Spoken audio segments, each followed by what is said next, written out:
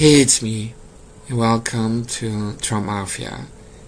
Now, YouTube hates my guts, and this video will trigger many of their algorithms, because I'm going to talk about nationalism. Nationalism. Okay, so right now alarms are going off at the YouTube headquarters, and at the ADL and the SPLC, and of course at the NC. People that scan YouTube for videos they don't like, and they target the channels. But I'm going to talk about nationalism because Trump's nationalism is very different from the term that left-wingers use, and they demonize it. And it's different even from how Canadians or British people talk about nationalism, or Europeans in general, because Trump's nationalism is very simple. It's America First Forever. AFF. America First Forever. AFF.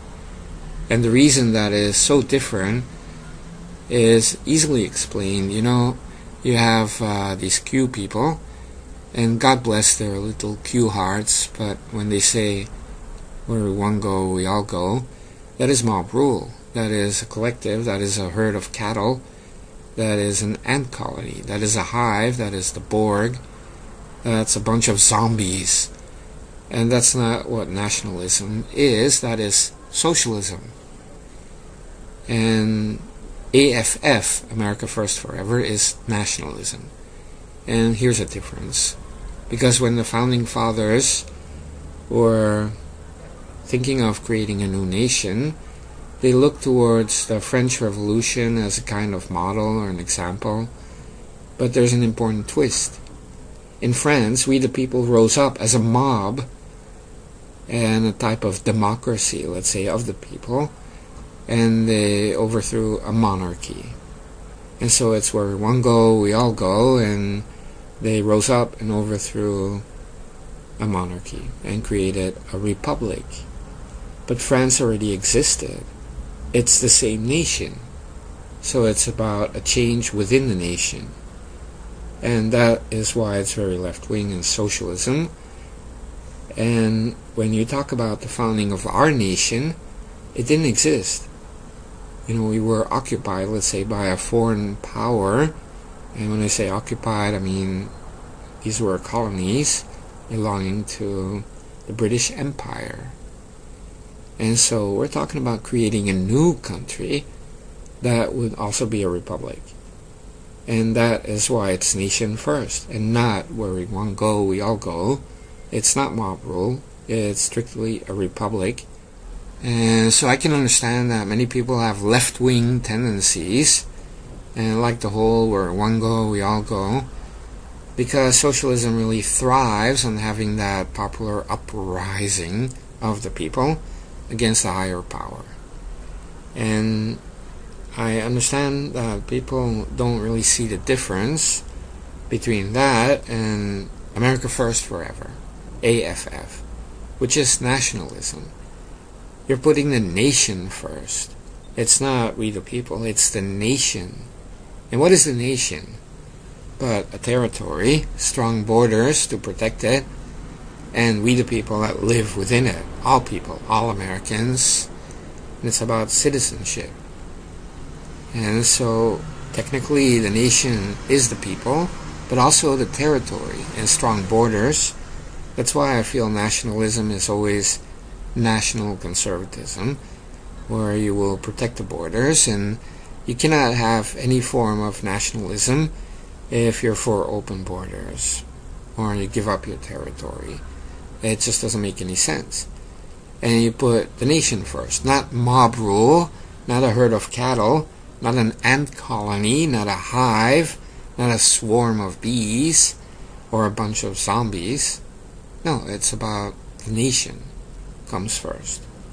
Whatever happens, the nation comes first.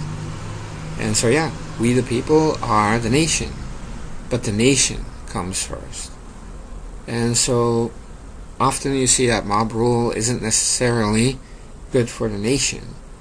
So that's why socialism always fails, But nationalism really has those conservative roots, and at the same time, if you are like Trump and you look at all issues and policies, and the first thing you ask is this good for our nation? Yes or no? I mean, that is the number one. And so it doesn't matter if it's a left-wing thingy or a conservative policy. It is really about, does this help our nation and all Americans? It's about really seeing our nation as an entity, almost like all people are combined into that nation, plus the territory and the borders. And it's important to mention the territory and the borders because these are pillars of what nationalism is. It's we the people plus strong borders to protect the territory equals nationalism equals America first forever. Whereas if you have mob rule, there may come a day when this mob says where we want to go, we all go, and what we want is open borders, or we want to melt together with Canada, and we want to be all white, or we want to be all this or that, and you just cannot do it. That's why it is destined to fail. And so the litmus test is always asking yourself, is this good for the nation, yes or no? I mean, it's very simple. For example, melting together with Canada, you ask the question, is this good for our nation, yes or no? Of course not, because you wouldn't have the USA, you would have the United States of America-Canada. And who the hell wants that? And I can understand that some people believe in that. Maybe one day a lot of people will believe in it, and they will say, we're one go, we all go, and they all go to Canada, right? And melt together with the Eskimos.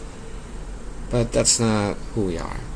So I understand that many people have left-wing tendencies, and it's about the mob, and we the people, and we're going to rise up, and we're going to do this and that. But when you hear people talk like that, it's left-wing. I mean, that is a left-wing behavior.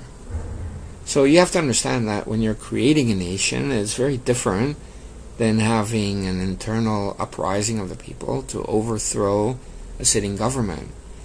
Now, it's very awkward to see Q people, God bless their little Q hearts, talking about overthrowing a government, and Trump is a president, he's the government, so you want to overthrow Trump.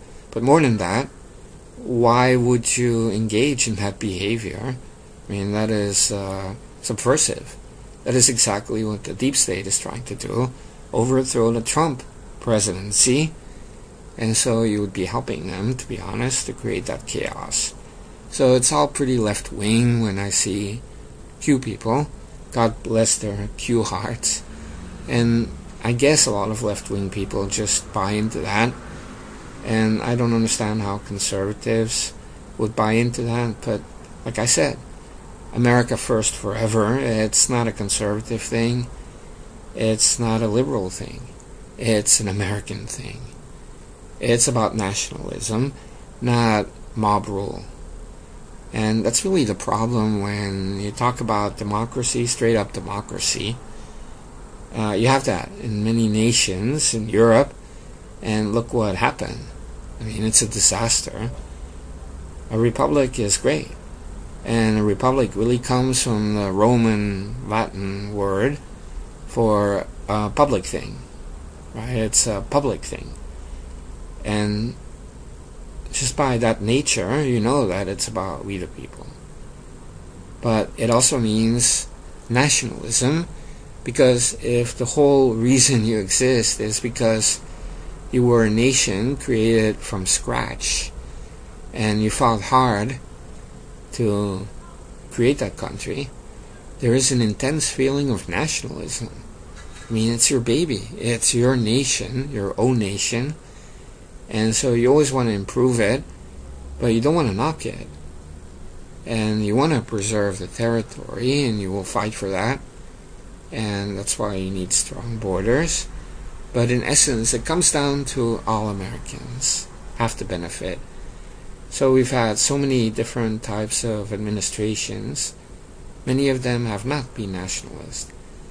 Some of them have been conservative, some of them have been very liberal. But we never had someone like Trump, who comes in with straight up nationalism, AFF, America First Forever. Because if you look through the prism of America First Forever, AFF, everything changes. You're no longer saying, I'm a conservative. You're saying, I'm an American. I'm a citizen. And so, of course, you have an intense dislike of foreigners crossing the border illegally, or people that are staying in our nation illegally. And that's perfectly normal, because it goes against every principle of a nation and the sovereignty we have. And globalism also tramples on nationalism in that you're selling out your own workers, your manufacturing base. I mean, you're sending everything overseas. And why? It doesn't benefit the nation. And it doesn't benefit our nation. It benefits other nations. So why would you do it? And you know, the political system and the donors and, you know, foreigners providing a lot of funds, especially to Democrats, but also conservatives are taking money from companies that are global, and it's global this and global that, all at the expense of our nation. And these people don't even have an allegiance. We don't have companies that respect the nation. We have companies that are more in tune with Europe or Asia, and they just don't see it anymore. They're not those traditional American companies. Even Harley Davidson moving overseas, GM, you know, giving more allegiance to Mexico and building factories there, closing down American factories. They're not putting their nation first. They're not AFF. And they all have that attitude. All these companies, they're like, where one go, we all go. Let's all go to Vietnam. It's the new place for the factories. Or Zimbabwe. And what about our nation? You know, let's not forget about our nation.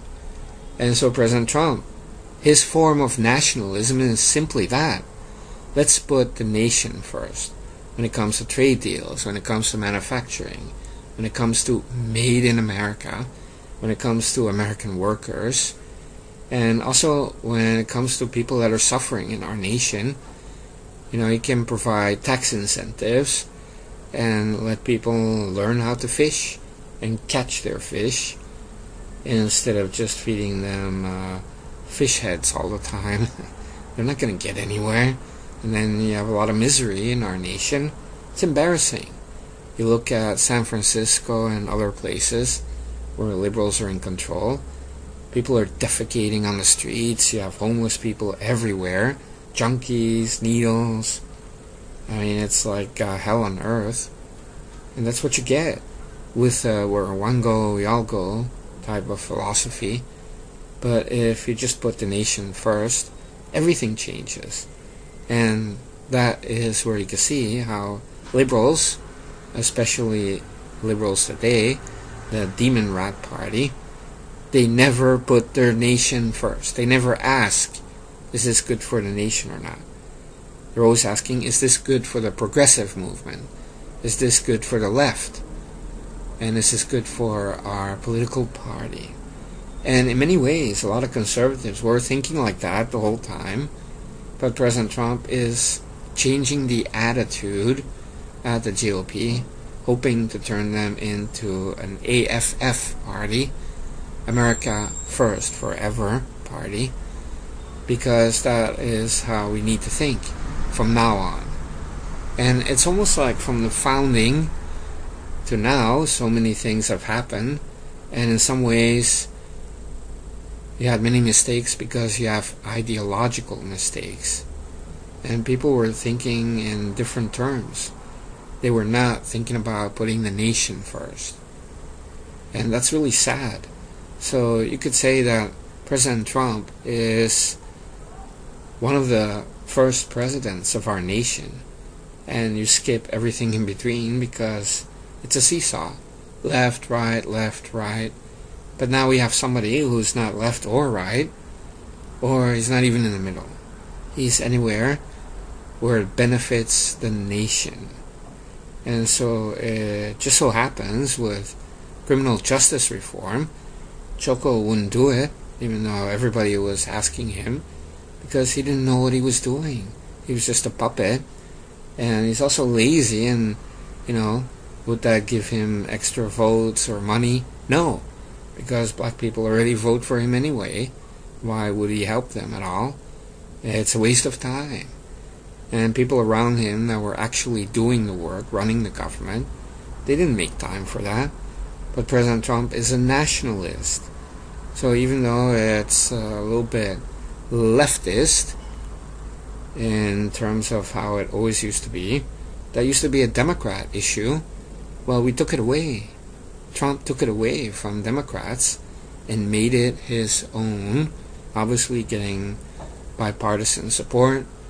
And also you have many people in the GOP that really wanted that bill, like Chuck Grassley, not exactly a liberal. He really wanted this bill. And as you know, some of the celebrities and other people. And in general, it's good for the nation. Because the truth is, you have a lot of problems that were left behind from, these decades, the Dark Ages. And so some of you could see it as a reversal of the Bill and the Hillary Clinton policies of the 90s. But I see it as nationalism. Is it good for the country, yes or no? And you could have that with many other things. And so I'm not talking about, the GOP going to the left. No, you have your roots in sovereignty and strong borders, military, and low taxes. But you can go out and govern in the way that you take away things that Democrats usually do. And you just make the GOP a bigger party, or the AFF party, America First Party. And I feel like that is a great idea. Because what you're doing is preventing dim-dams from being in control and, doing too much. Because you give liberals an inch, they will take a mile. So it's better that we govern, and it's national conservatism, and we'll do some of the things on the left, and we do it. They don't do it, we do it. And we do it the right way. And criminal justice reform is really that kind of an example. And so I pretty much had a conservative view for many years, and I'm also warming up to this thought of putting America first and asking, is this good for the nation, yes or no? And you have to swallow, because some of your talking points don't really work anymore. But for me, it's always about protecting the nation and the borders and our territory, and protecting our Constitution, the First Amendment and the Second Amendment. So it's not about an American Revolution. We had that. That's how we created our nation. And it's not a French Revolution style where you overthrow a sitting government. No, we're talking about an American evolution, and we're going up to the next level, and it's going to be America first forever. And just try it. Over time, just always try to think, is this really the best for our nation, yes or no? And usually when you think that way, you end up sometimes agreeing with things that usually you'd never agree with, because you'd be feeling like you're pretty much on the left. So when you look at people moving to the left, or Q people, God bless their Q hearts, talking about, where we want to go, we all go, and mob rule, and that's fine, because if the GOP becomes larger and Trump support becomes larger, you're going to have a lot of people that are pretty left-wing, or they have leftist tendencies and psychotic episodes, and blurting out, trust the plan, like they have Tourette's. And that's okay. I have to be tolerant. I want to be tolerant because I want to be more of a national conservative, and we have to have a big party that accommodates a lot of people. And like I said, many of them will have left-wing tendencies. Some of them may be Democrats, like in the Rust Belt, long-time Democrats. Well, now they like Trump, which is great. And what I don't want is for dim-dems, demon rats, to gain full control, because they would start dismantling our nation. I mean, they would get rid of amendments one by one. They would erase our borders. And if they go all the way, they would sell Hawaii. I mean, they would segregate. New York would separate from the Union. California, I mean, they wouldn't care about sovereignty at all, or our nation state. And that's why they can never be trusted to govern ever again. And we're blessed to have somebody like Trump, a true nationalist, so that we know the borders will be kept safe. We have a strong military to protect our territory. And that's what it's really about. Because it's like people, if you have your own home and your little territory, I mean, that's sacred, isn't it? It's your home. And you have to defend it. You have to protect it. And all these hypocritical liberals, they're always building walls around their properties, and they live in gated communities. And they're like, we cannot have a wall around our country. Why? Because they don't even respect our sovereignty. They don't even like our nation. They believe we never should have been a nation. And as for foreigners overseas, they have a different view on what nationalism is. And they always bring race into it, and squabbles, and it's unseemly. I just don't like it. And I like Trump supporters that are British or Canadian, but those that slam Trump or criticize Trump, I see them as jealous people. The British gave up in a war against us, and look at them now, and look at us now. The UK is FUBAR. It's effed up beyond all recognition.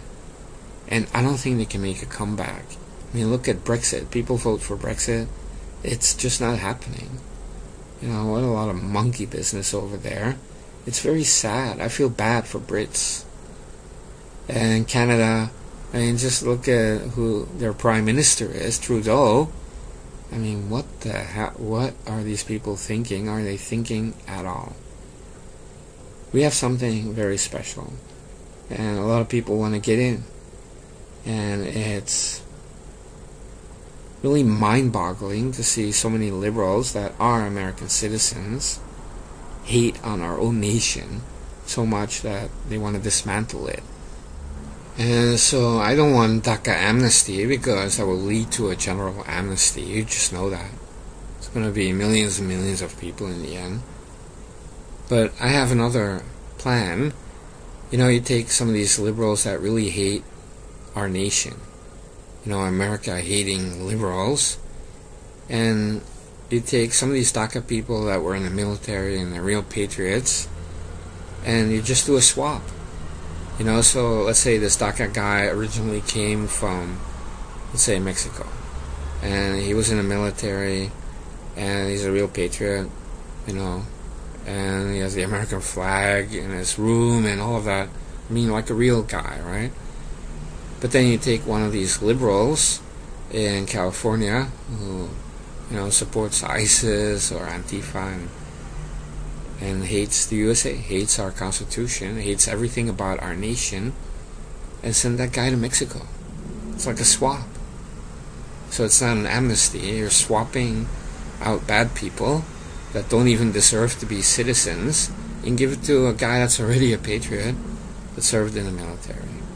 So it's like a win-win for everybody, and liberals can enjoy to be overseas. They're always saying, I'm going to move to Canada, and they never do. Well, this is their big chance. At the same time, they can help some of the DACA people. Let's do a swap, right? Let's send Rosie O'Donnell and Joy Behar to Canada, and 2 DACA patriots that were in the military get to stay in our nation with all the papers. I mean, that's like a good example, right?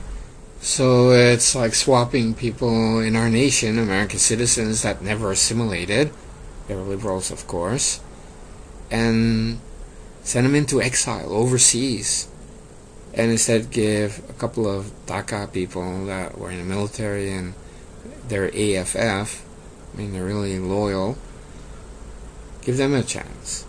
It's not amnesty, it's like a swap. So take Robert Mueller, James Comey, Don Lemon, Choco, Michael Obama, Hillary, and send them overseas into exile, and then give a couple of DACA patriots a chance. And it's not amnesty, it's like a swap. I mean, everybody wins, and that way we also get rid of some of the garbage, and we get some good people in that really love our nation. Or I have an even better idea. You take, you see one patriot, a DACA guy that was in the military, let's say the Marines, and he loves our nation. He's totally American, but he doesn't have the papers. So the requirement is that one DACA guy that is a criminal has to go, plus one liberal of your choice. Like Robert Mueller, or some celebrity, I don't know. Time together and make them walk across the border into Mexico, or send them on a plane, drop them in Zimbabwe, as long as they're out of our nation. So the end result would be is we have a quality person who's really, full of gratitude to be an American citizen 100% and has assimilated, and we got rid of a criminal DACA person and a liberal that did not assimilate to our nation. And it's like taking out the garbage.